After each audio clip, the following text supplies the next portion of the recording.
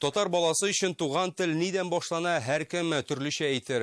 Без бу исемлеккә һичшиксез татар әкиятләрен дә өстәр идек. Башта тыңлап, соңрак үзең укып танышу. Төрле буын балаларның иң яраткан әкияте Шүрәленең төсләре яңарды. Абдулла Тукай әкиятен татар һәм рус телләрендә өр-яңадан нәшер иттеләр. Туган тел көненә ул сату нукталарына да чыкты. Буяулары яңа булса да, Шүрәле үзгәрмәгән. Рәссам Байназар Әлминов ясаган образны саклаганнар. Иске яңа Шүрәле китабы битләрен исә Гөлнас Сайфетдинова да ачты.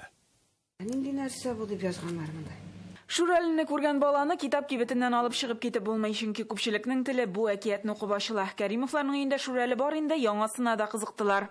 Шүрәлене дә укыйбыз, суанасын да укыйбыз, алтын таракны урысча да, татарча да, нет хозяина или нет, век чужого не беру дигәнне белә бу кыз бик.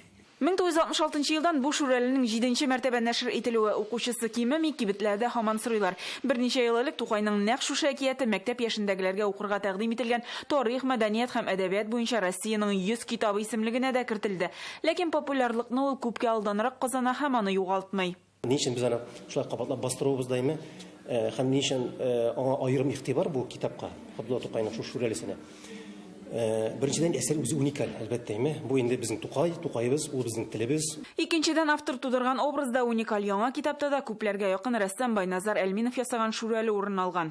Шүрәле дигәч, күз алдына балачактан ук таныш Байназар абыйның Шүрәлесе килеп баса. Без укучыларның күп санлы сораулары буенча Байназар Әлминовның рәсемнәрендә тукталырга булдык.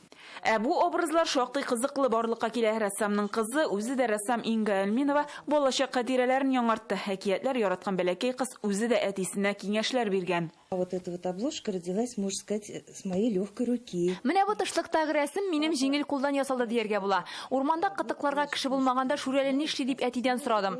Ул минем фикер белән кызыксынды. Мин әйтәм, ул бит шаян, үз-үзен кытыклыйдыр дим. Ничек икәнен күрсәттем. Әти шуны тиз генә сызымга төшерде. Байназар әфәнде шундый бер код эзләп тапкан үз вакытында. Ул бит инде рәссам кеше. Һәм ул аның безнең менә татарның күңелен һәм татарның шушындый әкияткә тиреп бик яхшы итеп чагалдыра белгән.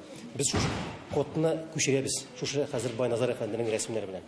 Шүрәледән суанасы да калышмый, 2 китапта 7,5 мең дәнәдә бастырыла. Соңгы 3 елда Шүрәле 15 мең дәнәдә нәшер ителгән. Сайттан да укып була. Шулай да китапны кулга алып, тәмләп укуда онытылмый. Ихтыяҗ зур, бастыраларда. Бу китапларны чит илләрдән дә сорап киләләр. Андыйлар өчен китапның 15 телдәге варианты да бар. Гөлнас Сайфетдинова, Мирза Алишев, Яңа гасыр каналы.